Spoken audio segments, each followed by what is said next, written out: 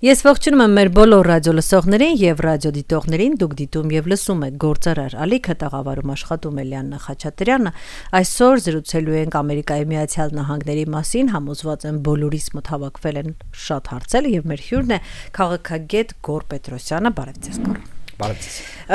Գոր, շատ շնորհակալ եմ, որ ժամանակ տրամադրեցիր մեզ, արի դույով խոսենք, հա։ Արի սկսենք ամենագլխավոր, այսպես ասենք, աղմուկ հանած գործընթացից, որը տեղի ունեցավ ուղիղ մի քանի օր անց Թրամփի երթմնակալությունից, չէ՞։ Երբ USAID-ն ամբողջ աշխարհում եւ իրականում շատ հետաքրքիր էր թե ինչպես այնպես տպավորություններ, որ ինչ որ մեկը սեղմակը սեղմեց եւ ամբողջ աշխարհում կանգնեց միանգամից։ Մի կողմից հիացնում է այդպիսի ինստիտուցիոնալ գործընթացը, երբ որ կարելի է միանգամից ստոպ կրան սեղմել եւ ամեն ինչ ամբողջ աշխարհում անջատվի։ Մյուս կողմից շատ հարցեր են ծագում, օրինակ, արդյոք USAID-ի գործունեության կրճատումը այս պահին որքան գիտեմ 90%-ով թե 97%-ով ֆինանսավորումը կրճատվել է, ինչը փաստացի նշանակում է չեղարկումը, նշանակում է, որ Ամերիկայի Միացյալ Նահանգներին այլևս փափուկ ուժ ամբողջ աշխարհում պետք չի։ Չէ՞ որ դա փափուկ ուժի գլխավոր գործակիցներից մեկն էր։ Շնորհակալություն հրավերի համար Լիաննա, հարցադրումը քանի որ երկար պատասխանը եւս մի քանի մասերից եւ երկար կլինի։ Նախ իրավացիորեն նշում եք այո որ մեծամասամբ USAID-ի եւ առհասարակ Ամերիկայի Միացյալ Նահանգների կողմից ֆինանսավորվող համաշխարհային ծրագրերի մեծ մասը, զգալի մասը այս պահին դադարեցված են Դոնալդ Թրամփի նախագահության պաշտոնավարման առաջին իսկ օրը հրամանագիր ստորագրեց, որով փաստացի 90 օրով սառեցրեց USAID-ի ԱՄՆ միջազգային զարգացման գործակալության կողմից ֆինանսավորվող ծրագրերի զգալի հատվածը 4000-ից ավելի ծրագրերից գործում են մոտավորապես 500-ը միայն, բայց ոչ միայն ԱՄՆ-ին էր վերաբերում ինստիտուցիոնալ տեսանկյունից, այլ նաև մոտավորապես կեսը այն ծրագրերի, որոնք իրականացվում են ԱՄՆ պետդեպարտամենտի կողմից, որը համահավասարազոր է արտաքին գործերի նախարարության Ամերիկայի Միացյալ Նահանգների եւ սառեցվել էին 90 օրով եւ դրանց ճակատագիրը դեռևս անհայտ է։ Դատարանի որոշում կայացվեց, որ անհրաժեշտ է, որ նախագահի լիազորությունների մեջ չի մտնում, բայց այնուհետեւ նույն դատավորը նաեւ շատ արագ չեղարկեց իր կողմից ընդունված որոշումը եւ սա եւս ցուցիչ է։ Այստեղ դուք նաեւ նշեցիք, որ սա ինստիտուցիոնալ կայացվածության մասին է վկայում, ես կասեի ճիշտ հակառակը, սա վկայում է ինստիտուտների թուլացման մասին, որովհետեւ Ամերիկայի Միացյալ Նահանգները վերջին 100 տարիների ընթացքում ամբողջ աշխարհում, այդ թվում նաեւ ԱՄՆ-ի կողմից իրականացվող տարբեր ծրագրերի միջոցով փորձում էր տարբեր պետություններում ամրապնդել կամ ձևավորել ամերիկյան ինստիտուտներին համահավասար կամ նմանությամբ ինստիտուտներ, որոնք անկախ են, որոնք չեն ենթարկվում իշխանության այս կամ այն ճյուղին եւ այս պահին փաստացի մենք տեսնում ենք, որ գալիս է Ամերիկայի Միացյալ Նահանգների նոր նախագահ, որը որ փաստացի ամբողջ այդ փիլիսոփայության դեմ է գնում իր գործը։ Չէ, եսի նկատի ունեի այդ ակետից բկետը արագ հասցնելը, հա, հրամանը արձակվեց եւ արագ ամբողջ աշխարհում լույսերն անջատեցին, Եվ սա նաև Թրամփի խոստումներից էր, հա, որ ամերիկյան այդ բյուրոկրատական, այսպես կոչված deep state-ի մեջ խեղդված մարմինը ինքը վերակենդանացնելու եւ կարողանալու անմիջական կառավարման համակարգ շատ արագ հաստատել։ Սա մի քիչ այլ ոլորտից է, հա, ավելի շատ որոշ մարդիկ դա անվանում են պոպուլիզմ, որոշները անվանում են ուղիղ կառավարում, որոշները այսօր նոր քաղաքագիտության մեջ նոր տերմինաբանություն է նաև մտնում ընտրովի միապետությունների վերակենդանացում, նոր միապետությունների, ես այդպես եմ լսել, բավականին տարածված տարատեսակ է, հա, նայենք մեր հարևանությամբ, որքան շատ են նման պետությունները, Ռուսաստանի Դաշնությունը, Թուրքիան, քաղաքական մշակույթի տեսանկյունից մեզ եւս շատ խորտ չէ, հա, որովհետեւ Հայաստանում եւս մշակույթային ընկալման տեսանկյունից երկրի ղեկավարը ինչ ասի, պետք է շատ արագ կիրարկվի, եւ այս մշակույթը նաեւ Ամերիկայի Միացյալ Նահանգներում է աստիճանաբար իր դիրքերը ամրացնում, հա, դարձյալ այն ինստիտուտները, որոնք 249 տարի առաջ ամերիկյան սահմանադրությամբ հիմնադրվել են, այսօր որոշակի տարբերակում են ստանում։ Սրանց մասին մի փոքր համատեքստում կվերադառնանք։ Բայց եւս մեկ կարևոր հանգամանք, դուք հարցադրումը շատ հետաքրքիր եք կատարում, արդյոք պետք է, թե չէ։ Պետք է փափուկ ուժ թե պետք չէ։ Սա գալիս է Ինչի համար է առհասարակ պետք ուժի կիրառում, անկախ նրանից սա փափուկ ուժ է թե ոչ փափուկ ուժ է։ Նու քաղաքագիտական գրականությունը այս մասին հարուստ է բավականին Ջոզեֆ Նայ անունով մի հեղինակ կար Ամերիկայի Միացյալ Նահանգներով 2000-ականների մի շարք գրքեր է գրել, այդ թվում նաև մեկ գիրք, որը որ մեր ունկնդիրներից որոշներին կարող է հետաքրքիր լինել, կոչվում է The Powers to Lead, անգլերենով, հայերենով առաջնորդելու ուժը, հա, որի մեջ նա տարանջատում էր փափուկ եւ կոշտ ուժի մեջ ռազմական ուժը, սանկցիաներ կիրառելու ուժներ տարանջատում, իսկ փափուկ ուժը համարում էր գրավչությունը, այսինքն մշակութային գրավչությունը, ֆինանսական ներդրումներ կատարելու գրավչությունը եւ այլն եւ այլն։ Սակայն ուժը կիրառելու համար նախ անհրաժեշտ է քո արտաքին քաղաքական նպատակադրումները հստակեցնել, եւ բացի դա, ինչ քո արտաքին քաղաքական նպատակադրումներն ես հստակեցնում, անհրաժեշտ է որպեսզի հասկանաս, թե դու ինքդ ով ես եւ ինչ ես ուզում քո շրջապատող աշխարհից։ Ես վստահ եմ, որ վերջին տարիներին նաև մեզ մոտ է այս հարցադրումը շատ հաճախ եղել, հա, թե մենք առհասարակ այս երկնքի տակ եւ այս տարածաշրջանում մեզ ինքներս ինչպես ենք պատկերացնում եւ ինչպես ենք պատկերացնում մեր հարաբերությունները հարևանների հետ։ Դա այդ հարցերը չներ դժվար, վարչապետը գաղափարական ելույթներով հանդես գալ։ Եվ այս նույն գաղափարական սովը նաև արկա է Ամերիկայի Միացյալ Նահանգներում, որտեղ եւս արկա է այդ ինքնության ճգնաժամը։ Ով է Ամերիկայի Միացյալ Նահանգները, ինչպիսի քաղաքականություն պետք է վարի աշխարհում եւ ներքին քաղաքականություն ինչպիսին պետք է վարի։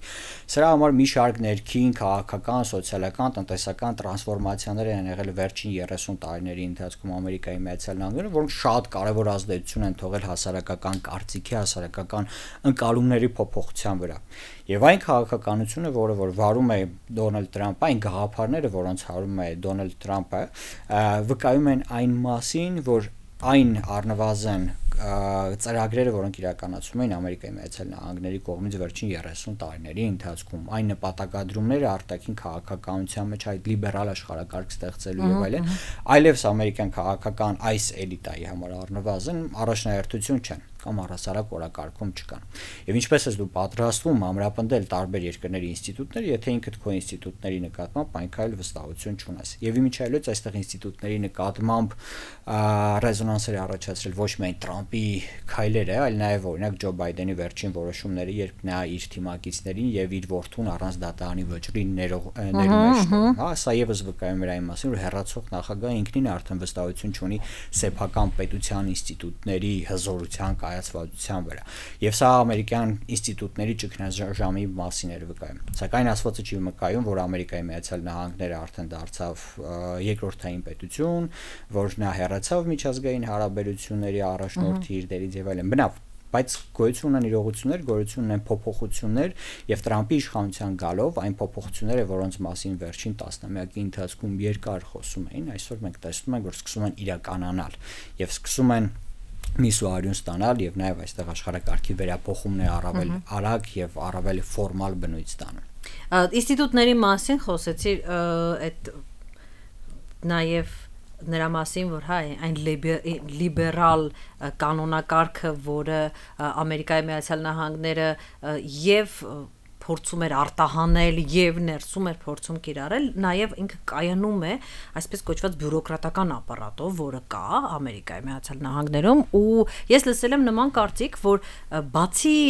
դրսում, հա, USAID-ի եւ նման կառույցների կանգնեցումը, նաեւ դրա հիմնական նպատակը դա ներսում որոշակի մաքրման process-ներ իրականացնելն է, որովհետեւ շատ հաճախ երբ որ մենք խոսում ենք Ամերիկայի մասին եւ ասում ենք ամերիկյան deep state, այդ թուրքական դերին դևլեթը չի, հա, մի քանի հոգի նստած որոշում են երկրի մասին։ Ամերիկայական կոնտեքստում deep state-ը դրանք չփոփոխվող չինովնիկական, այսպես ասենք, համակարգն է, որ անկախ կառավարության փոփոխությունից տեղում է, թղթեր է տպում, ստորագրություններ է անում, ինչ որ բան է անում, հա, այսինքն աշխատում է։ Եվ հենց այստեղ է, որ Թրամփը որոշել էր որոշակի մաքրման գործողություններ իրականացնել։ Նման կարծիք լսել եք արդյոք, համաձայն եք, համաձայն չեք, ինչ կասեք։ Տեսեք, ամերիկյան deep state կոչվածը գտնվում է ամերիկյան սահմանադրության մեջ, որը ընդունվել է 1776 թվականին եւ 2026 թվականի հուլիսի 4-ին կնշվի 250-ամյակը սահմանադրության ընդունումը։ Սա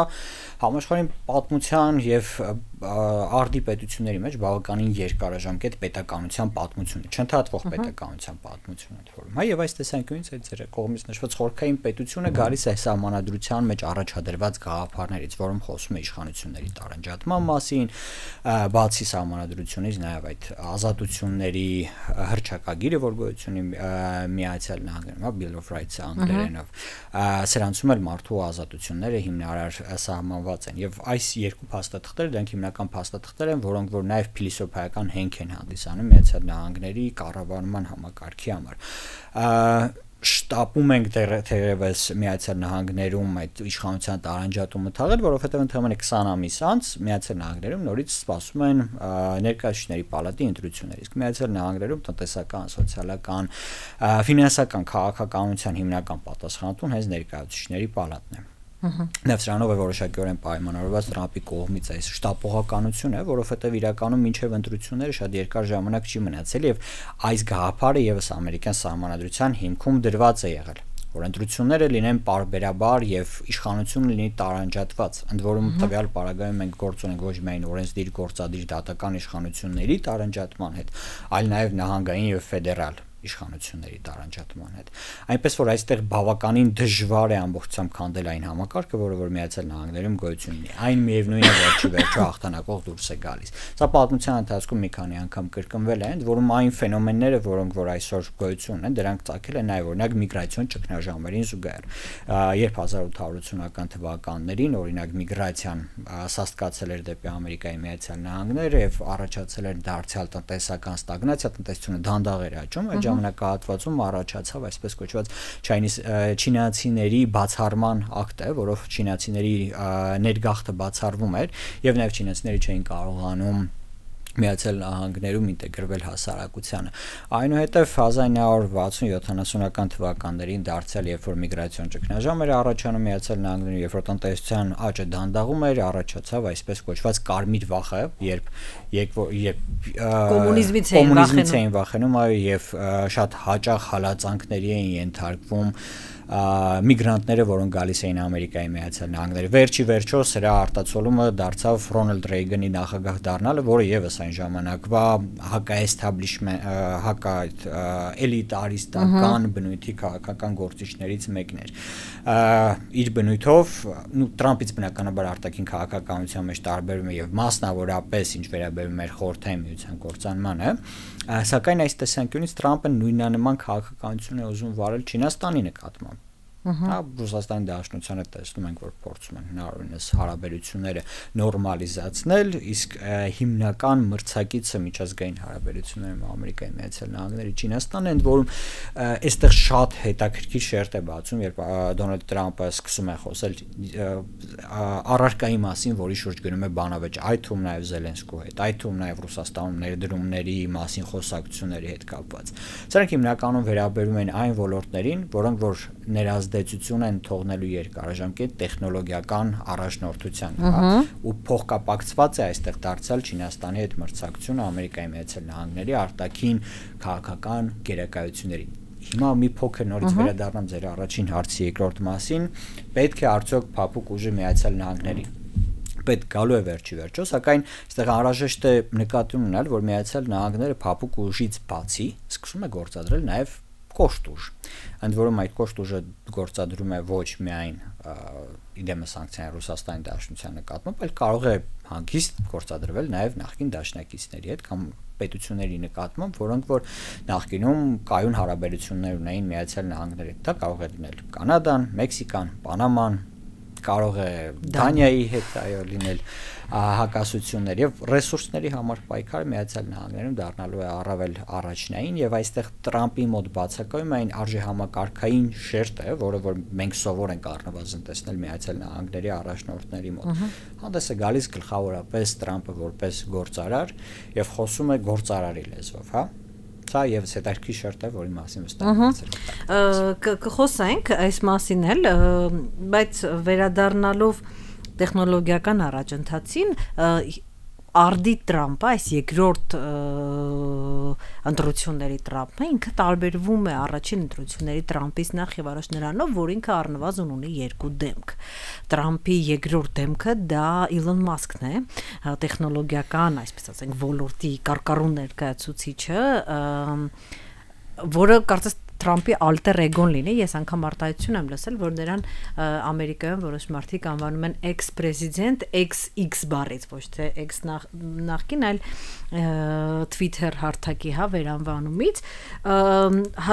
նկատի ունենալով, որ զույգն է աշխատում արտաքին քաղաքականության վրա, այսինքն Իլոն Մասկը ունի իր ներդրումը Եվ եթե դուք կհիշեք այդ ինոգուրացիայից երևի ամենահիշվող նկարներից մեկը, դա որին օրինակ Բերնի Սանդերսի նման այսպես ձախակողմյան քաղաքական գործիչները անվանում են, որ օլիգարխները եկել են եւ Թրամփի կողքին կանգնել են, որոշ մեդիաներում բրօլիգարխ էին նրանց անվանում, հա, նոր տեսակի տեխնոլոգիական համայնքի սուպեր հարուստ, հա, այսինքն ներկայացուցիչները եւ եթե մենք նայում ենք այս ամբողջ պատկերներին, հա, տեխնոլոգիական համայնքի գլխավոր հերոսները, որոնցով շրջապատված է Տրամպը եւ նրանցից երևի մեջից ամենաէքսցենտրիկը, հա, Իլոն Մասկը եւ ամենաակտիվը, այս համատեքստում Չինաստանի դեմ պայքարը եւ պայքարը առանց որևէ գաղափարական հիմքի կամ իրական գաղափարական հիմք իմ կարծիքով կա, մենք դրա մասին կխոսանք, բայց ոչ լիբերալ գաղափարական հիմքի։ Մի տեսակ ոնց որ ընկնում է իր տեղը։ Արդյոք այն կարծիքը, որ Չինաստանի դեմ է այս ամեն ինչը, ինչ որ հիմա արվում է, թե Ուկրաինայի հետ պատերազմի շատ արագ հանգուցալուծման փորձերը, թե Ռուսաստանի հետ հարաբերությունների կարգավորման փորձերը, այս ամեն ինչի նպատակն է դիրքավորվել, խրամատավորվել հետագայում Չինաստանի հետ բարձր տեխնոլոգիական մրցակցությունը հաղթելու համար։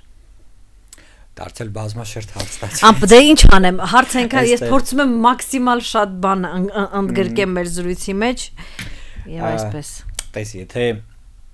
խոսում ենք Մասկի մասին, տեխնոկրատների մասին կամ առասարակ ամերիկյան առաջնորդների մասին, ցանկացած պետության առաջնորդներ իրենց ընկալմամբ պաշտպանում են իրենց սեփական պետության շահերը։ Սա ֆիքս է, հա, այսինքն պայքարը ոչ թե Չինաստանի դեմ է իրենց ընկալում, այլ հանուն Միացյալ Նահանգների։ Այլ բան է, որ այստեղ դուք շատ ճիշտ նշեցիք, հա, լիբերալիզմի այդ շղարշը գոյություն չունի նրանց համար, երբ որ նրանք արտաքին քաղաքականության մեջ են, հա։ Սակայն ինչով են փոխարինում սա, քանի որ գործարարների հետ գործ ունենք հիմնականում, հա, եւ նաեւ նրանց կենսագրությունն է շատ շահավետ առաջարկով։ Մենք դες կանենք շահավետ առաջարկ։ Հա, այդպեսի մի հատ երևույթ գոյություն էր, որը իր մեջ բազմաշերտ էր եւ ներառում էր ինչպես տնտեսական պրոտեկցիոնիզմը, այնպես էլ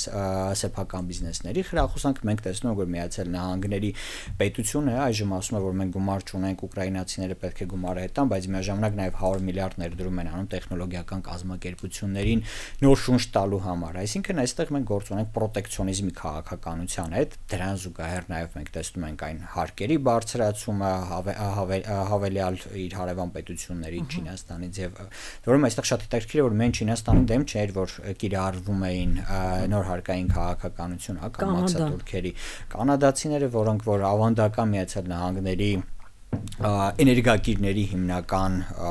կանադացիք են ռուսական անեկդոտի նման անազաշտո լրիվ այդ վիճակում կանադացիները, որոնք որ Միացյալ Նահանգներ էներգակիրների հիմնական առաքողն էին, եւս ենթարկվում են այս տնտեսական նոր տրամաբանությանը, բայց ըստ երևույթին այստեղ Տրամպը առհասարակ Ամերիկայի Միացյալ Նահանգների էքսպերտային հանրությունը գտնում է մեծ վայտանքների մեջ հիմա, հա, ինչպես եք պատրաստվում դուք տնտեսական ներդրումները բարձրացնել, ինչպես եք պատրաստվում համոզել նավթային կազմակերպություններին, որպեսզի նրանք ավելի շատ ներդրումներ կատարել նավթարդյունահանման ոլորտում, եթե դուք նաև խոստանում եք, որ պետք է գինը իջնի։ Այսինքն տվյալ կազմակերպության շահերից չի բխում ազատ շուկայական հարաբերությունների մեջ, որ ինքը ներդրում անի մի վայրում, որի գինը պետք է այնուհետև անկում ապրի եւ դրանից նրա եկամուտները չեն բարձրանալու։ Եվ այն ինչի մասին դարձյալ խոսում ենք, հա, ներկայացուցիչների պալատի ընտրությունը ինչ է, սա շատ կարեւոր, որովհետեւ բնականաբար այժմ երբ որ մաքսատուրքեր են սահմանվում ներկրման վրա, սա նշանակում է, որ գնային քաղաքականությունը առնվազն կարճաժամկետ հեռանկարում Միացյալ Նահանգներում տեղի ունենում գների սղաճ։ Սա վերջի վերջո ազդելու է նույն հանրապետականների ընտրողների վարքի վրա 2026 թվականի ընտրությունների ընթացքում, եւ սա եւս կարեւոր է։ Հիմա երբ վերադառնում ենք նույն Իլոն Մասկի, Դոնալդ Տրամփի անձերին որպես քաղաքական գործիչներ եւ որպես բիզնեսմեններ, ինչով է հետաքրքիր նախ Իլոն Մասկի մասին վերջինս ինչպես գիտենք չի ծնվել Ամերիկայի Միացյալ Նահանգներում, ուստի եւ այն միֆերը որ կարող է դառնալ հաջորդ նախագահ, ինքնին երկրորդային պլան են գնում, բայց այստեղ եւս մեկ կարեւոր առանձնահատկություն կա, նա վերջի չի անցել ամերիկյան հումանիտար դպրոցը։ Ինչը զգացվեց իդեպ իր գրառումներից մեկից, երբ նա այսպես ասենք վրթովմունք էր արտահայտել այն փաստի վերաբերյալ, որ Դոնալդ Թրամփը հրահանգներ էր արձակել եւ պարզվեց, որ տեղային նահանգային դատարաններից ոմանք հանդգնել էին չեղարկել այդ հրահանգը եւ Մասկը ասաց, որ սա ինչ դեմոկրատիա է, եթե դատական համակարգը կարողանում է ընդդիմանալ ժողովրդի ընտրած լեգիտիմ նախագահին, հա, սա խոսում է նրա մասին, ըստ իս, որ ինստիտուցիոնալ այդ կառուցվածքի մասին բավականին քիչ տեղեկացված է Իլոն Մասկը։ Գիտես Լիանա, ամերիկյան միջին դպրոցներում եւ բոլոր բուհերում գրեթե առաջին կուրսում ասում են ամերիկյան քաղաքականության ներածություն առարկան, որի հիմքում դրված է լինում որպես կանոն կամ առհասարակ ամերիկյան պատմություն, հիմքում դրված է լինում նաեւ այդ գաղափարական շերտը, որը որ տրամադրում է ամերիկյան դպրոցականներին եւ համալսարանականներին։ Սա վերաբերելի է մասնավորապես Ամերիկայի Միացյալ Նահանգների հիմնադիր հայրերի եւ սահմանադիրների մտքերին, հա, որը հյուսված էր ամբողջությամբ իշխանության տարանջատման շուրջ։ Եվ առհասարակ Ամերիկայի Միացյալ Նահանգների հիմնադրման հիմքում դրված էր այն, որ մենք անկախացանք այդ 13 գաղութները անկախացան թագավորից բրիտանական, ոչ դրա համար, որ իրենք նոր թագ ունենան կամ 13 նոր թագավորներ ունենան, այլ ունենան նոր համակարգ, որը որ ստեղծված կլինի ծառայելու քաղաքացիներին եւ այլն։ Իհարկե այդտեղ շերտը բավական դարձել փիլիսոփայական մեծ է, բայց այ 250 տարվա պետականության մեջ սա մշտապես այդ գաղափարական հատվածն է լցրել ամերիկացիների մոտ եւ նաեւ իրենց արտաքին քաղաքականության այդ փափուկ ուժը Միացյալ Նահանգների եղել է հենց սա գրավչությունը Միացյալ Նահանգների եւ մասնավորապես երկրորդ սառը պատերազմից հետո առհասարակ 70-ական թվականներից հետո Միացյալ Նահանգների հենց այս ինստիտուտների մասին էր, որը հայերեն թարգմանվում է օրենքի երկիրը, օրենքի գերակայություն եւ այլն, եւ սրանք դրված էին Միացյալ Նահանգների սահմանադրության հիմքում։ Մասկը կամ այս մասին, չգիտի ինչի վրա շատ խիստ կասկածում կամ նաեւ փորձում է սա օգտագործել ցույց տալու համար, որ ժամանակն է եկել երբեմն շրջանցելու օրենքը այդ օրենքը պահպանելու նպատակով։ Եվ այստեղ ուղղակի տրամաբանական հակասություն է առաջանում այն դասական կլասիկ քաղաքական գործիչների մեջ, որոնք Ամերիկայի Միացյալ Նահանգներում կան եւ որոնց բառապաշար աղոթքի նման սկսվում է դեմոկրատիայի մասին այդ ելույթներով եւ ավարտում է բովանդակությունը այս ելույթներով, հա, այսպես ռիտուալ հատվածը կարծես լինի, հա, որ ժողովրդավարություն, ինստիտուտներ, խոսքի ազատություն, հավաքների ազատություն եւ այլն, եւ վերջանում է այս ռիտուալ խոսքով, եւ այժմ իշխանության եկած գործիչների մեջ, որոնք որ այդ ռիտուալային խոսքից դուրս են եւ խոսում են այն մասին, ինչ ցանկանում են խոսել հիմնականում, հա, եւ այս տեսանկյունից Մասկը եզակի գործիչներից մեկն է, սակայն որքան շուտ կհոգնի հասարակությունը եւ այս տիպի քաղաքականությունից, հա, որովհետեւ այդ հայտնի ժեստը, որ կատարում է Մասկը, սղոցով կտրենք, թափենք, հա, ինչքան երկար սա արդյունավետություն կունենա, որքան կտևի նույն այդ ընտրողների համար գների սղաճ ինչքան արագ տեղի կունենա, որքանով այդ մարդկանց սոցիալական կարիքները կբավարարվեն, այստեղ կարող է արդեն առաջանալ հակասություն մինչև հաջորդ ընտրությունները։ Ես սակայն շատ կարևոր է այն հասկանալ, թե ինչի արդյունք է Իլոն Մասկը, այսինքն անատոմիան ինչպես է փոխվել ամերիկյան հասարակության, քանի որ թվերը հիշելու շատ լավ չեմ, ես ցանկանայի ցես համար ուղղակի այժմ ընթերցել, հա, որոշ թվեր տրանսֆորմացիայի մասին, այսինքն ամերիկյան հասարակության օրգանիզմը ինչպես է փոփոխվել, հա։ Ինչպես գիտենք, Միացյալ Նահանգներում օրինակ ռասայական խնդիրը շատ կարևոր խնդիրներից մեկն է եւ օրինակ 1967 թվականին ոչ սպիտակ բնակչությունը Միացյալ Նահանգների 12%-ն էր։ 2020 թվականին գրեթե 40%-ը։ Այդ ոչ սպիտակի մեջ մտնում են նաև մեքսիկացիները, չինացիները, այսինքն այնպես չի որ միայն աֆրոամերիկացիների մասին չենք խոսում։ Եվ մենք խոսում ենք լատինոսների մասին, այսինքն իսպանախոս Լատինական Ամերիկայի եւ նաև պորտուգալախոս բրազիլացիների մասին տվյալ պարագայում մենք խոսում ենք աֆրոամերիկացիների մասին, մենք խոսում ենք ասիացիների մասին, որ ոչ միայն չինացիների, նաև այստեղ շատ կարևոր է հնդկական, ճապոնական միգրացիան եւս շատ կարևոր են, որում ասիացիները շատ բարձր վարձատրվող աշխատանքներ են զբաղեցնում Միացյալ Նահանգներում, որ եւ նրանց կրթական ցենզը ավելի բարձր է, քան միջին վիճակագրական անգամ սպիտակ ամերիկացու կրթական ցենզը ու նաև աշխատավարձերի տարբերությամբ ավելի բարձր, որովհետեւ գործ ունենք հետինդուստրիալ հասարակության հետ, որտեղ կրթությունը կարևոր դերակատարում ունի։ Միացյալ Նահանգների սահմաններից դուրս ծնված բնակիչները Միացյալ Նահանգների 1967 թվականին եղել է բնակչության 5%-ը, 2017 թվականին 14%։ Քոլեջում կրթություն չստացած սպիտակ ամերիկացիները 1967 թվականին եղել են 25%, 2017 թվականին գրեթե 60%։ Ովքեր կրթություն չեն ստացել քոլեջում։ Միայնակ մայրերը 1967 թվականին եղել են 9%, 2017 թվականին 40%։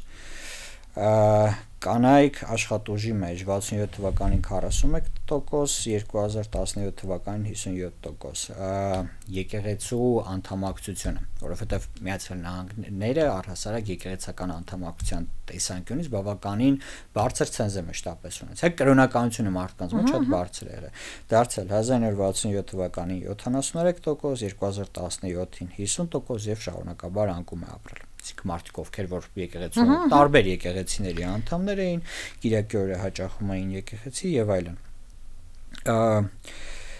1%-ի կողմից հնայի տիրապետումը 1967 թվականին 27%-ն է տիրապետվել 1%-ի կողմից։ Հա, հենց սրա մասին են ուզում 42%-ը։ Եվ այսպես Ամերիկայի բնակչության 1%-ը հարստության 47%-ի տերն է։ Սա ֆենոմենալ անհավասարություն է, ինձ թվում է Ռուսաստանում է, չէ՞, մեկ էլ այդ կարգի երևի թե թվերը կլինեն, առնվազն տոկոսային առումներով մենք հիմա չենք պնդի, որտեղ այսպես մեր ձեռքի տակ թվեր չկան։ Ինչի ես հենց սրա վրա կենտրոնացա, ուշադրությունս կենտրոնացրեցի, չնայած կրոնականի մասին էլ քո թույլտվությամբ կխոսենք, դեմոկրատներից պարոն Սանդերսը գրեթե ամեն օր YouTube-ով բողոքի հոլովակներով է հանդես գալիս եւ նա հիմնականում հենց այս անհավասարությունն է մեղադրում, ասում է որ օլիգարխները, այդ 1%-ի ներկայացուցիչները իրանք եկել են իշխանության եւ ուզում են այնպես անի, որ իրանք միշտ հավերժ մնան էլիտայի, այսպես ասած սոցիալական բուրգի վերևում եւ լինի այնպես, որպես իրենց լավ լինի, այսպես ասենք։ Իսկ հասարակ ժողովուրդը, այ դուք ասում եք միայնակ մայրեր, այ դուք ասում եք կրթության պակաս, մենք գիտենք, որ Ամերիկայում այսօր կա օրինակ կրթության հետ կապված լուրջ ճգնաժամ։ Ամեն ինչ շատ թանկ է։ Միջին ամերիկացու համար կրթվելը բարձրագույն կրթություն առավել եւս շատ թանկ է։ Էլ չասեմ առողջապահության վերաբերյալ, հա։ Այսինքն դեմոկրատական ավելի դες ձախակողմյան մտքի ներկայացուցիչները մեղադրում են հենց սա համարվում են այսպես ասած օլիգարխների կողմից իշխանության զավթում։ Հարստության վերաբաշխման տեսանկյունից, երբ որ դիտարկում ենք Ամերիկայի Միացյալ Նահանգների հասարակությունը, ինքը բավականին հետաքրքիր է, որովհետև առհասարակ Միացյալ Նահանգները, երբ որ հիմնադրվում էին 250 տարի առաջ, ոչ հավասար, բայց իրար մոտ ունեցվածք ունեցող տղամարդկանց կողմից էր հիմնադրվում։ Հա, եթե չհաշվենք ստրուկները, ապստամբները ստրուկները կանայք այն ժամանակ որպես քաղաքացի չէին համարվում, հա, ընտրելու ընտրվելու իրավունք չունեն, քաղաքական գործընթացներին չէին մասնակցում եւ ապստամբությունը բրիտանացիների դեմ դա հիմնականում ունեցվածք ունեցող տղամարդկանց կողմից էր, այնուհետեւ նրանք էլ ստացել էին ընտրության իրավունք եւ 1920-ական թվականներին նոր միայն օրինակ կանանց ընտրության իրավունքների խնդիրը կարգավորվեց, իսկ սևամորտների հարցը մինչեւ 20-րդ դար ձգվեց, այո։ եւ մինչեւ այսօր նրա ինստիտուցիոնալ հետևանքների հետ դեռ աֆրոամերիկացիների առնչվում են, հա, Միացյալ Նահանգները, այստեղից նաեւ գալիս է այն affirmative action with positive discrimination, որ Միացյալ Նահանգներում կիրառում է, որը հանգեցնում է օրինակ դեմոկրատների կողմից չափազանցված խոստումների կամ չափազանցված քայլերի եւ նաեւ հասարակության մյուս հատվածի կողմից այս նաեւ positive discrimination շատ նեգատիվ արձագանքեր ստանում եւ նաեւ Տրամպը դրա արտացոլանքներից մեկն է, հա, որովհետեւ Black Lives Matter շարժման զուգահեռ նաեւ թեյի շարժումներ Միացյալ Նահանգներին գնում, այս երկու շարժումները իրենց գաղափարապես շատ տարանջատված էին։ Այնինչ տեղի ունենում հետագայում Ամերիկայի Միացյալ Նահանգներում եւ 80% բնակչության երբ որ Միացյալ Նահանգները հիմնադրվում էր, դրանք հիմնականում ֆերմերային տնտեսություններ էին, մարդիկ էին, որոնք ներգրավված էին սննդի արդյունաբերության մեջ։ Այժմ Ամերիկայի Միացյալ Նահանգները ճիշտ հակառակ տրամաբանությամբ է գործում, հա, ու այստեղ շատ կարևոր է ոչ միայն ընդ որում Ամերիկայի Միացյալ Նահանգները, այլ նաև բոլոր այն պետությունները, որոնք որ անցում են կատարել դեպի պոստինդուստրիալ հասարակություն, նրանցում շատ կարևոր է մեգա կազմակերպությունների գործունեությունը։ Նույն Միացյալ Նահանգներում դուք մենք խոսում ենք Տեսլայի մասին եւ այլոց, բայց դրանցից բացի նաեւ գոյություն ունի Amazon օրինակ։ Հետխորթային տարածքում գոյություն ունի Wildberries օրինակ, որը փոփոխում է տնտեսական ու սոցիալական կապերը այդ պետության մեջ, հա, որտեղ եթե օրինակ 100 տարի առաջ Ամերիկայի Միացյալ Նահանգների միջին վիճակագրական քաղաքում գոյություն ուներ այդ այսպես կոչված Main Street-ը, հիմնական փողոցը, որի վրա կային օրինակ դեղատներ, փոքր ռեստորաններ եւ այլն, եւ դրանցից միջին խավն էր, հա, այսինքն այդ ռեստորանում խանութում աշխատող մարդիկ միջին խավ էին մեծ հաշվով իրենցից ներկայացնում, այդ միջին խավը աստիճանաբար վերանում է, հա, այն ինչով որ Ամերիկայի Միացյալ Նահանգները 100 տարի առաջ գրավիչ էր։ Այդ ամերիկյան երազանքը, որ յուրաքանչյուր ամերիկացի Այնքան ընդհանրապես կապիտալիզմի բնույթն է փոխում, հա։ Այո։ Եվ այժմ սա փոխում է ռոբոտիզացիայի գնում, արհեստական բանականությունն է իհայտ գալիս, որը անգամ նո Ամերիկայի Միացյալ Նահանգների մասին խոսելիս մասնագիտական բառապաշարում օգտագործում է սպիտակ օձիքավորներ, կապուտ օձիքավորներ, հա, կապուտ օձիքավորները դրանք ինդուստրիալ համակարգում աշխատողներն էին, սպիտակ օձիքավորները գրասենյակային համակարգում աշխատողներն էին։ Եվ եթե ապա արդյունականացումը 70-80-ական թվականներից, որ Միացյալ Նահանգներում սկսել էր դուրս էր մղել կապուտ օձիքավորներին, հա, այսինքն արդյունաբերական քաղաքներն էին վերացել, ապա այսօր արհեստական բանականությունը, տեխնոլոգիական զարգացումը նաև վտանգում է սպիտակ օձիքավորների աշխատանքը։ Ես կարծիք լսեցի, ասում եմ, որ տեխնոլոգիական զարգացումը, եթե շուկայից կարելի ասել դուրս մղեց բանվորներին, ապա արհեստական բանականությունը դուրս է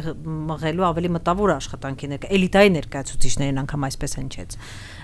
Եվ Տրամպի խոստումները տնտեսական, եթե փորձում ենք դիտարկել, ինչի մասին են դարձյալ համատեղելու մասին, հա, այսինքն software եւ hardware, այս երկուսը փորձել մեկտեղել, դրա համար նոր գործարաններ բացել, որոնք կմշակեն ինչպես տեխնոլոգիական այդ ծրագրերը, որոնք որ պետք է ներդրվեն, այնպես էլ նաև պետք է որ Միացյալ Նահանգները ինքը ամբողջական այդ տեխնոլոգիական սուվերենիտետ կոչված ապահովի, հա, այսինքն որ սարքավորումները եւս ամբողջապես արտադրվեն Միացյալ Նահանգներում։ Եվ այստեղ գալիս է այն բախումը, որի մասին խոսում եք, հա, Չինաստանի տեխնոլոգիական մրցակցությունը, որը նաև աշխարհական քաղաքական բնույթ է ստանում, որովհետեւ այն մետաղները, այն հանածոները, որոնք որ անհրաժեշտ են այդ չիպերի համար ասում են, արդյունաբերությունը կազմակերպելու համար, չինացիները այստեղ շրջանցել են Միացյալ Նահանգներին եւ նաեւ այն բնապահպանական պայմանագրերից դուրս գալը, որ Տրամպի կողմից հենց առաջին օրը նախագահի պաշտոնը ստանձնելու ստորագրին դարձել, նույնի մասին որ Միացյալ Նահանգները պետք է արդյունաբերական մեգա պետությունը լինի եւ իր դիրքերը չզիջի որևէ այլ պետության, որը որ պատրաստ է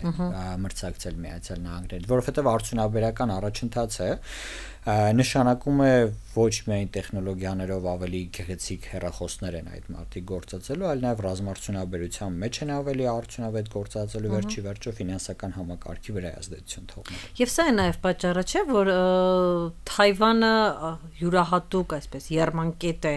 չին-ամերիկյան հարաբերությունների մեջ, որովհետև որքան ես տեղյակ եմ, նաև այդ չիպերի արտադրության 90%-ը գուցե ասում են հիմա մի քիչ ավելի քիչացրել են, այսինքն այլևս 90%-ը չէ, ալտերնատիվ արտադրություններ են,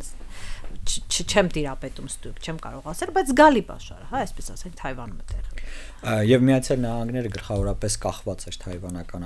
արտադրությունից եւ կոവിഡ്ի ժամանակ այս խնդիրը հիմնականում Միացյալ Նահանգների ներքաղաքական օրակարգ եկավ, որովհետեւ երբ որ Թայվանում այդ միկրոսխեմաներ արտադրող կազմակերպությունները գտնվում էին մեկուսացման մեջ, իսկ Միացյալ Նահանգներում այդ նույն ժամանակահատվածում տարբեր գործարաններ, օրինակ Ford-ի գործարանները չէին կարողանում մեքենաներ արտադրել, որովհետև միկրոսխեմաները պետք է արտադրվեին Թայվանում այդ ժամանակահատվածում։ Դրանից հետո Միացյալ Նահանգներում իհարկե վերափոխումներ եղել են եւ ներդրումներ են այս տեսանկյունից կատարվել, բայց գերնպատակը այժմ Դոնալդ Տրամփի եւ իր տնտեսական թիմի եւ քաղաքական թիմի նաեւ այն է, որ այսպես կոչված տեխնոլոգիական սուվերենիտետը Ամերիկայի Միացյալ Նահանգների ամրապնդեն։ Նույն իմիջիայլոց կատարում են նաեւ չինացիները, այս տեսանկյունից, օրինակ շատ Եթե աղմուկ չի գալի, դա դեռ չի նշանակում, որ ոչինչ չի արվում։ Այո, օրինակ շատ application-ներ, որոնք որ օրինակ կիրառվում են Արևմուտքում, այդ թվում նաև Եվրոպայում եւ կիրառում են նաև Հայաստանում, Չինաստանում պարզապես հասանելիություն չունեն, որովհետեւ չինական այդ on-line տիրույթը զբաղեցում են այլ կազմակերպությունների կողմից, որոնք որ չինական են եւ վերահսկելի եւ առավել կանխատեսել են այդ մշակույթի, այդ քաղաքականության տեսանկյունից։ Մի հարց տամ, այն թե ինչու հա միջազգային առևտրային կազմակերպությունից դուրս եկավ Ամերիկան, կարծես թե պարզ է։ Միջազգային առողջապահական կազմակերպությունից ինչու դուրս եկավ։ Կան չար լեզուներ, որ ասում են, սա նրա համար է, որպեսզի կարողանան զարգացնել նաև կենսաբանական որոշակի հետազոտություններ Ամերիկայում, չգիտեմ, Թրամփ եմ ասում, մասկի չիպերն են հիշում, մի քիչ իմ համար տենց այդքան էլ խելքին մոտ չի, իսկ որն է տրամաբանական բացատրությունը, ինչու նա այդպես արեց։ Երկու հիմնական պատճառներ կային ԱՀԿ-ի հետ կոնֆլիկտի հետ կապված, առաջինը դա գաղափարականն էր, որովհետև եթե հիշենք 2020 թվականին, երբ որ SARS-CoV-19-ն էր, եւ Դոնալդ Տրամփի հայտարարությունները այդ ժամանակահատվածում գլխավորապես հակասում էին առողջապահության համաշխարհային կազմակերպության հայտարարություններին, եւ եթե հիշենք այնտեղ անգամ բավական բուռն միջադեպեր էին տեղի ունենում ԱՀԿ-ի եւ Միացյալ Նահանգների իշխանությունների միջև, երբ փոխադարձ գրեթե վիրավորանքների էին հասնում հայտարարությունները։ Սա առաջին հատվածն էր որպես քաղաքական վրեժխնդրություն, քաղաքական վենդետա Տրամփի թիմի կողմից, եւ երկրորդ հատվածը դարձյալ այն առաջին հարցի մասով, հա, իսկ պետք է արդյոք Ամերիկայի Միացյալ Նահանգներին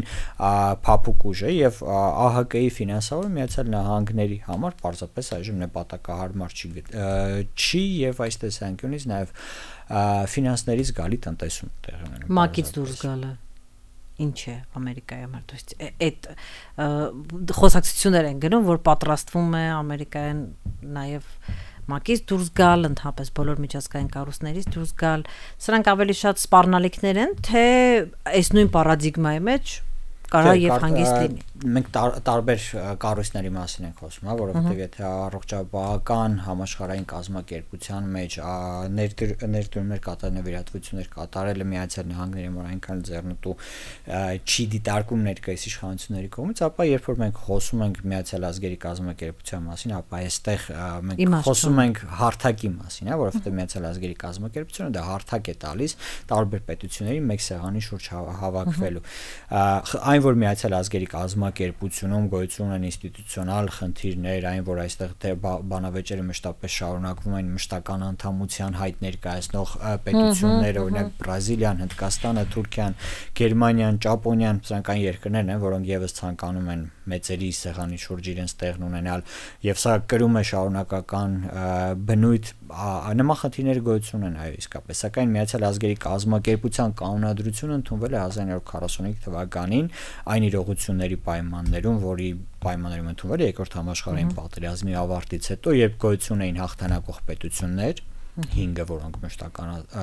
մշտական անդամները դարձան Անվտանգության խորհրդի։ Այն ինչը հավորնի արդյունացնում է պարոն Էրդողանին, հա։ Այո, սակայն փոփոխություն կատարելը ինքնին բավականին դժվար է այնտեղ, հա, եւ այդ հակամարտող կողմերի միջև Միացյալ Նահանգների, Ռուսաստանի Դաշնության, Չինաստանի կոնսենսուսի հասնել է, որպեսզի այդտեղ նոր փոփոխություն կատարի, բավականին բարդ կամ անհնարին մոտ բան է։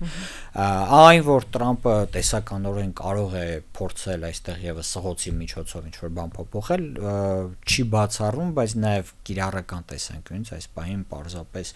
նպատակահարմարությունը չեմ տեսնում։ Այն որ Միացյալ Նահանգները հրաժարվում է համաշխարհային քաղաքականության մեջ միսիոներական առաքելության շարունակումից այսօր ակնհայտ է, առնվազն այս վարչակարգի պայմաններում, սակայն միաժամանակ կորցնել է քաղաքական հարթակները, որտեղ քաղաքական օպոնենտների հետ բանակցելու հնարավորություն կա, տրամաբանական չեմ համարում եւ նաեւ Դոնալդ Տրամպի տեսանկյունից սա անգամ տրամաբանական չէ, որովհետեւ Տրամպը ինքը իր բնույթով բիզնեսմեն է, իսկ բիզնես իրականացնելու տեսանկյունից հարթակները այնուամենայնիվ քեզ անհրաժեշտ են, որտեղ դու կարող ես գնալ գործարքների քո գործընկերների հետ։ Շատ լավ, մի քիչ անցնենք գաղափարական դաշտ, որովհետև չգիտեմ, ավելի շատ դեմոկրատական կողմին հարող մեդիաները, գոնե խոսացող գլուխները մեդիաներում շատ հաճախ քննադատում են, բայց քան մարդ, աշխատող մարդիկ, հասարակ մարդիկ քվեարկում են Թրամփի օգտին, շատ հաճախ փորձելով այսպես ասենք բողոքել, որ ինչպես կարելի է, հա, ինչի մասին են այս մարդիկ մտածում, թե նրանք հիմար են, բայց երբ որ մի թեթև տենց փորում ես, հասկանալի է դառնում, որ կա նաև բացի այդ լիբերալ գաղափարախոսությունից Ամերիկայում եւ ինչպես հասկանում եմ բավականին վաղուց էր հասունանում որոշակի կրոնական երանգ ունեցող որոշ փորձագետներ այն նաև անվանում են քրիստոնեական նացիոնալիզմ, իսկ թվում է մի քիչ ծայրահեղականացրած է, բայց դե որոշակի ռասիստական երանգներ ունեցող երբեմն ոչ այնքան, բայց նաև բավականին էլի ծայրահեղ դիրքերից հանդես եկող, հա, խոսքի ազատություն օրինակ, cancel culture-ի դեմ մարտնչող, որ դուք լիբերալիզմի անունով վարի եք տալիս Ամերիկայի հիմքերը, որտեղ բոլորս ունենք իրավունք խոսելու, արտահայտվելու եւ անգամ եթե դա ձեզ դուր չի գալիս, դուք չպիտի մեզ ինչ որ բան անեք։ Բնականաբար նաև այդ տրանսգենդերների մասին զրույցները, որոնք իրենց կրոնական համայնքների ներկայացուցիչներին այնքան էլ դուր չի գալիս եւ տրադիցիոն արժեքներն են իրանք փորձում առաջ տանել եւ քարոզել, որովհետեւ եկեք ընդունենք Ամերիկան պատմականորեն հավատացյալ երկիր է եղել, պետություն է եղել, այսինքն այն ամեն ինչը ափ բերեց Տրամփին եւ իր հետևից նաեւ ինչ որ չափով Իլոն Մասկին վաղուց էր հասունանում, վաղուց էր եռում Ամերիկայի հասարակության մեջ։ Ուրիշ խոսք, որ CNN-ով դա ցույց չէին տալիս։ Ձեր կարծիքը տեսակետը է այս ամեն ինչի մասին։ Իհարկե Տրամպը ինքնին ոչ թե պատճառն էր, այլ հետևանքային սոցիալական վերափոխումների, որ Միացյալ Նահանգներում տեղի էին ունենում, սակայն այժմ արդեն կարելի ասել, որ նաև Տրամպը դառնում է պատճառ որոշակի վերափոխումների, որոնք որ տեղի են Միացյալ Նահանգներում, այս տեսանկյունից այո, այն թվերը, որ ընթերցեցինք, դրանք եւս վկայում էին այդ հասարակական վերափոխումների մասին, հա, այն մշակութային խզվածքը, որ առաջացել էր Միացյալ Նահանգների տարբեր խավերի միջև, այդ թվում նաև աշխարհագրական տարբեր հատվածների միջև, օրինակ եթե օվկիանոսի ափերի մեգապոլիսներում էին ապրում այս մարդկանց մոտ, թե մշակութային տեսանկյունից, թե տնտեսական, սոցիալական պայմաններն էին ավելի տարբեր լինում, Նյու Յորքում օրինակ ֆինանսական կենտրոնն է, Սան Ֆրանցիսկոյում եւ Կալիֆոռնիայում կենտրոնացած է մոդայի հատվածը Միացյալ Նահանգների, այստեղ կենտրոնացված է նաև տեղեկատվական տեխնոլոգիաների հատված եւ այս մարդիկ իրենց բնույթով շատ ավելի տարբեր են Տեխասում ապրող ամերիկացուց։ Այս մարդիկ շատ ավելի տարբեր են Չիկագոյում ապրող ամերիկացիներից եւ նրանց էլեկտորալ վարքագիծը եւս տարբերվող է լինում, նրանց գերակայությունները եւս տարբերվող են լինում։ Ամերիկյան էստաբլիշմենտը, որ հիմնականում Կալիֆոռնիայի կամ Նյու Յորքի մեգապոլիսներից է դուրս գալիս, երբեմն պարզապես չէր հասկանում այն լեզուն, որով խոսում էին Արիզոնայում, որով խոսում էին Նյու Մեքսիկոյում, հա, եւ վերևից նայելու խզվածքը խորացնելու։ Պահ կար այսքան մի քիչ էլ ոնց որ վերևից նայեն այդ Արիզոնայի ժողովրդին բնականաբար էստաբլիշմենտի մեջ այս հատվածը եւս արկար եւ սա նաեւ մշակութային backlash-եր առաջացնում, հա, անգամ ֆիլմերը դիտելու տեսանկյունից, թե ինչպիսի ֆիլմեր են դիտում, ինչպիսի մեքենաներ են վերջի վերջով վարում, հա, որովհետև օրինակ ամերիկյան խորքի համար, եթե դու ամերիկյան մեքենա չես վարում, ապա դու գլոբալիստ ես, ապազգային գլոբալիստ, հա, օրինակ չգիտեմ, Honda ես վարում եւ այլն, ինչպես ես համարձակվել օրինակ ամերիկյան Ford չվարել առհասարակ։ Եվ եթե ուշադիր լինենք, օրինակ այստեղ եւս մեկ առանձնահատուկ բան կար, որ օրինակ Տրամպը օգտագործում էր իր քարոզ արշավի ժամանակ, դա օրինակ վերաբերվում էր արդյոք ինչպիսի շարժիչով մեքենաներ պետք է քշեն ամերիկացիները, ինչ շատ հաճելի էր Տրամպի էլեկտորատի համար, հա, եւ այնքան էլ հաճելի չէր դեմոկրատների։ Դե օրինակ ինձ շատ զարմացեց, որ պարզվեց իր քարոզ արշավի ժամանակ, ես դրա մասին չգիտեի, Տրամպը բաժանում էր, Տրամպի ներկայացուցիչները, հա, բաժանում էին մարդկանց Ամերիկայի սահմանադրությունը եւ Աստվածաշունչ, King James-ի Աստվածաշունչը որպես քարոզ արշավի մաս էին եկել։ Դա մեսիջ է։ Հա, դա մեսիջ է, դա որոշակի մեսիջ է։ Ինչ վերաբերում է կրոնականության, տեսեք առհասարակ Ամերիկայի Միացյալ Նահանգները ինքը այն կրոնապետություն երբեք չի եղել, Ամերիկայի Միացյալ Նահանգների սահմանադրությամբ արգելվում է եկեղեցու, պաշտոնական եկեղեցու հիմնադրումը, սակայն միաժամանակ Միացյալ Նահանգների բնակչությունը ինքը բավականին եկեղեցական էր իր բնույթով, հա, ի սկզբանե երբ դեռևս գաղութների ժամանակաշրջաններ, երբ դեպի գաղութների հիմնական գնացողները կրոնական հալեցելներ էին, եւ այս մարդկանց մոտ խորքային խորապես նստած էր քրիստոնեությունը, անդամակցությունը տարբեր եկեղեցական եւ համայնքային, որպես հետևանքային, այո, իհարկե, եւ այն դարձյալ էր 1967 թվականին ամերիկացիների 73%-ը անդամակցում էր այս կամ այն եկեղեցական կառույցներին, այդ թիվ գնալով նվազում է։ Այստեղ նաեւ մյուս կողմը գոյություն էր, հա, այն մշակութային երբեմն ծաղր է, այսպես ասած, հա, որ որպես հետադիմական հայացքներ էին ընկալվում եկեղեցական լավանդական որոշ արժեքները, որոնց հետևում էին Միացյալ Նահանգների այսպես աշխարհագրական խորքի բնակիչները, եւ այդ մշակութային խզվածքը աստիճանաբար խորանում էր։ Եվս մեկ կարևոր առանձնահատկություն տեխնոլոգիական, որը որ իր կարևոր ազդեցություն է թողել Միացյալ Նահանգների հասարակության բևեռացման եւ այս ատոմականացման վրա, հա, վերջի վերջո ինչպես որ սա նոր տեղեկատվական տեխնոլոգիաներն են, որոնք հայտ են եկել վերջին 15-20 տարիների ընթացքում եւ որոնք այդ խզվածքը խորացրել են ավելի։ Դից թվում է դա միայն Ամերիկայի խնդիր է։ Համաշխարհային խնդիր է, մենք գոյություն ենք, եւ սա նաեւ սոցիալական կապերն է թույլատրել, ընտանեկան կապեր, ընկերական կապեր եւ այս բոլորը տեղափոխվել են այլ ոլորտ։ Այդպիսի մի հեղինակ կար Գրանովետը, ով գրում էր ժամանակին թույլ կապերի հզորության մասին։ Եվ այդ թույլ կապերը այսօր պարզապես ոչ այնքան դրսևորվում են քաղաքական Կրանովետն ասում էր, որ երբ որ ընտանեկան կապերը ավելի թույլ են Միացյալ Նահանգների օրինակի վրա, երբ որ ընտանեկան կապերը բարեկամական եւ ընկերական կապերը ավելի թույլ են, քաղաքական ինստիտուտներն ավելի են ուժեղանում, այո, այսօր կարծես թե այս հետազոտությունը վերափոխման կարիք ունի, որովհետեւ քաղաքական ինստիտուտների փոխարեն առավել ուժեղ են դառնում մեդիաները, ինչպես տեսնում ենք, եւ այդ մեդիաների առավել ճիշտ օգտագործողները, որոնք որ մեդիա ասելով ի նկատի ունենք ոչ թե ինչ-որ հեռուստատեսության ալիքներ, այլ սոցիալական ցանցեր, մեդիա, հա, եւ օրինակ Իլոն Մասկի կողմից Twitter-ի ձեռքբերումը, ինչի մասին էր խոսում, հա, որովհետև Twitter-ը դա դեմոկրատների հիմնական մեդիան էր, որոնք որ նրանք կիրառում էին հաղորդակցությունը կազմակերպելու համար իրենց էլեկտորատի հետ։ Ցանցային գյուղ են, չէ, դանկամ անվանում, հա, նման է մի տեսակ, ոնց որ մեծ գյուղ է, երբ որ մարդիկ ինչ որ մի սոցիալական ցանցում նստում են, ինչ որ բան են քննարկում, մենք էլ դա գիտենք, հա, այդ Facebook-ը հայությունը օրինակ, ոնց որ պարզապես այստեղ համադան փոխավարում, հա, Թամադայի փոփոխությունից հետո նաև կենացները սկսեցին փոփոխվել, ինչը վերջը հանգեցրեց նաև քաղաքական վերափոխումների Միացյալ Նահանգներում։ Եթե գյուղի տրամաբանությամբ առաջնորդվենք այստեղ, հա, մյուս սոցիալական ցանցի հիմնադիրը Ցուկերբերգը շատ արագ հավատարմության երթում տվեց նաև նոր վարչակարգին, այդ թվում նաև հեռացնելով այն սահմանափակումները, որոնք արագ կոստյումը փոխեց, այո, մետայի վրա,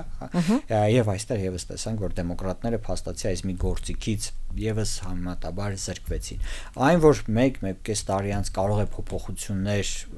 լինել ամերիկյան հասարակության մեջ եւ նաեւ քաղաքական համակարգի մեջ, սա կարող է լինել անխուսափելի, բայց այսօր առնվազն մենք ունենք այնպիսի համակարգ, ինչպիսին որ ունենք Միացյալ Նահանգներում։ Գոր գիտես ինձ ինչն է զարմացնում այս ամբողջ ընթացքում։ Մենք դեմոկրատների կողմից սկսած այն պահից, երբ որ բարձ դարձավ, որ Իլոն Մասկ եմ ուզում, Թրամփը ընտրվեց։ Ինչ որ լուրջ բողոք ընդվզում կամ անգամ սեփական սխալների վերլուծություն կարծես թե չենք տեսնում։ Մի տեսակ լռության մեջ են, ինչ որ շոկային ժամանակաշրջանը դեմոկրատների մոտ ի վերջո պետք է ընդունել, որ բացի նրանից, որ այո, Իլոն Մասկը, Թրամփը եւ այլն պոպուլիստական եւ այլն, նրանց իշխանության գալը նախ եւ առաջ դեմոկրատների այս դեպքում սխալների արդյունք է։ Ինչ որ չափով։ Դες կարծում եմ Միացյալ Նահանգներում տեղի ունեցած է եւ որը որ մինչ այսօր շարունակում է, սա ինչ որ միկրո հեղափոխություն էր, հա։ Ճիշտ է, այնտեղ կացուտաձև չի փոխվել,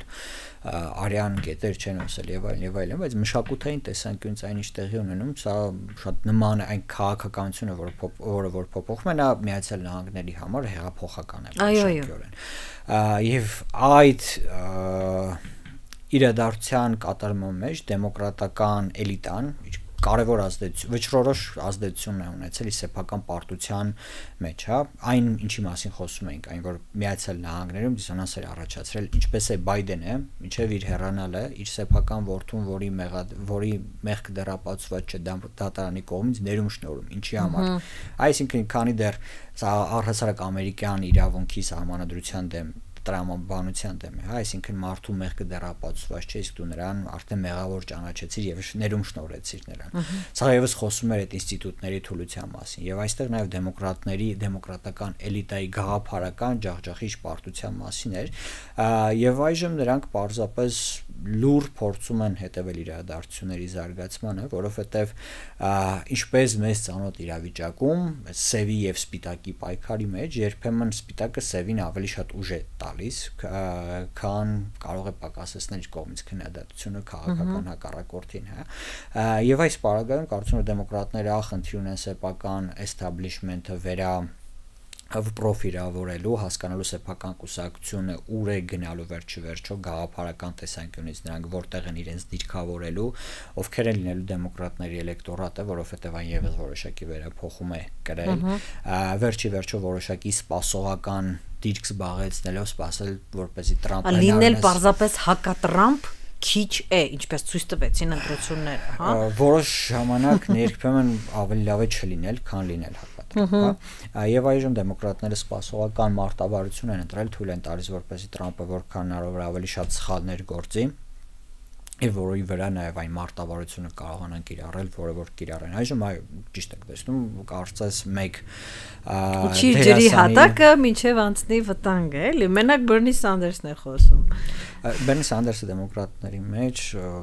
ծայրահեղական։ Այդ եմ ասում, իսկ նա լուսանցքային կերպար է, որը չի կարող համարվել դեմոկրատների ձայն, հա, այսպես ասենք, եւ մենք արդեն մոտ 1 ժամ է խոսում ենք, բայց ես չեմ կարող վերջում այս մի քիչ ծայրահեղական, քանի որ ծայրահեղական բաներից են խոսում, հարցը չտալ, որովհետեւ Ամերիկայի Միացյալ Նահանգների մասին, երբ խոսք է գնում, միշտ այս մասին խոսում են, որ այսպես շարունակվի վաղ թե ուշ հնարավոր է քաղաքացիական պատերազմ Ամերիկայում։ Քանի որ Ամերիկան նաև տպավորված է ժամանակին իր լուրջ քաղաքացիական պատերազմով եւ այսօր էլ տեսնում ենք մենք, չգիտեմ, դա թե ընտրության արդյունքների արդյունքում երբ որ նայում ես կարմիր եւ կապույտ այդ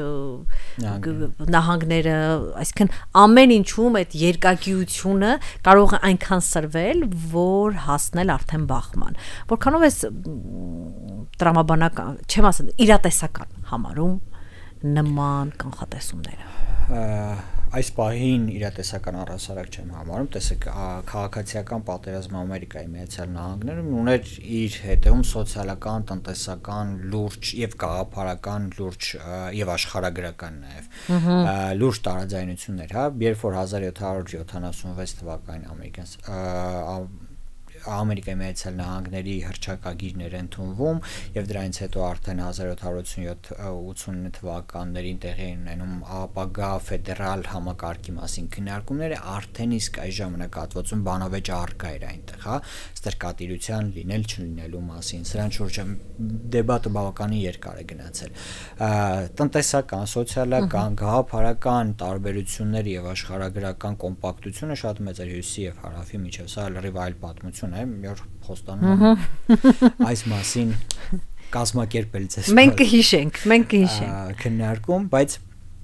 ինչ վերաբերվում է այժմ Միացյալ Նահանգներում, այն տեսեք, ամերիկյան հասարակության մասին խոսելիս, այսպես մի շատ դեբատը հետեւյալի մասին էր, դեռևս 19-րդ դարից, արդյոք Միացյալ Նահանգները խոհանոցային բառապաշարով ասած խառը աղցան է, որտեղ հասարակության տարբեր ինգրեդիենտներ իրար կողք կարող են ապրել, հա, նկատի ունեմ մշակութային, ռասայական, էթնիկական տարբեր խմբեր, արդյոք սրանք պետք է իրար կողքի ապրել պահպանելով իրենց մշակութային առանձնահատկությունները, թե պետք է դառնա այսպես հալվող կաթսա, որտեղ բոլորը դառնում են ամերիկացի, միատար, այո, ըստ երևույթին իրականում խառնուրդ է դեռևս մինչև այժմ Միացյալ Նահանգների հասարակությունը, որովհետև վերջի վերջո ինչ որ մի բանի դառնում են ամերիկացի, սակայն նաև իրար կողքի ապրելով պահպանում են իրենց ազգային ինքնության որոշակի տարր, հա, այսինքն հայը, որը որ ոնց հասկացա, անգամ իրենք ամերիկացիք իրարից շատ տարբերում է, այսինքն մարդիկ ովքեր հարցին թե դու ով ես, իրենց անվանում են ամերիկացի, անգամ իրենք տարբեր անդադար ուզում եմ մարզեր ասեմ, տարբեր նահանգներում տարբեր են, հա, Նորվեգիայից եկած արմատներով, լեհական արմատներով ամերիկացի, նատուրալիզացված ամերիկացի, որը եղել է օրինակ իրանցի կամ հայ կամ վրացի, բայց այս մարդը ինքը իր ինքնությունը համարում է արդեն ամերիկացի, այսինքն իր անձնագիրը, վերազգային այդ ինքնությունը իր համար դոմինանտ է։ Այն, որ Ամերիկայի Միացյալ Նահանգների հասարակությունը ատոմիզացված է, այո, բայց որ քաղաքացիական բախում ոչ թե բախումն պատերազմի վտանգ կա, ոչ չափազանցված է, որովհետև համակարգը ինքնին այնպիսին է այսօր առնվազն, բոլոր պետությունները ինչ որ մի պահի վերանում են առհասարակ, հա, բայց այն, որ այսօր դրա համար նախադրյալներ գոյություն չունեն, որ X, Y, Z նահանգները կգնան անկախացման իռեդենտիզմի ճանապարհով, այսօր դրա համար առնվազն հիմք առհասարակ գոյություն չկա։ Շատ լավ, շատ շնորհակալություն, մենք արդեն մոտ 1 ժամ է զրուցում ենք, իսկ թվում է հիմնական կետերը կարողացանք առնվազն մի թեթև շոշափել, եթե ավելացնեն ինչ-որ բան ունես։ Շնորհակալություն։ Ես եմ շնորհակալ մեր բոլոր ռադիոլսողներին եւ ռադիոդիտողներին հիշեցնեմ, որ դուք դիտում եւ լսում եք Գործարար ալիքը։ Այսօր խոսում ենք Ամերիկայի Միացյալ Նահանգներում տեղի ունեցած եւ տեղի ունեցող վերջին փոփոխությունների մասին, ինչու մենք այսօր տեսնում ենք այն, ինչ տեսնում ենք, տաղավարում աշխատեց Լիանա Խաչատրյանը եւ մեր հյուրներ քաղաքագետ Գոռ Պետրոսյանը, կհանդիպենք։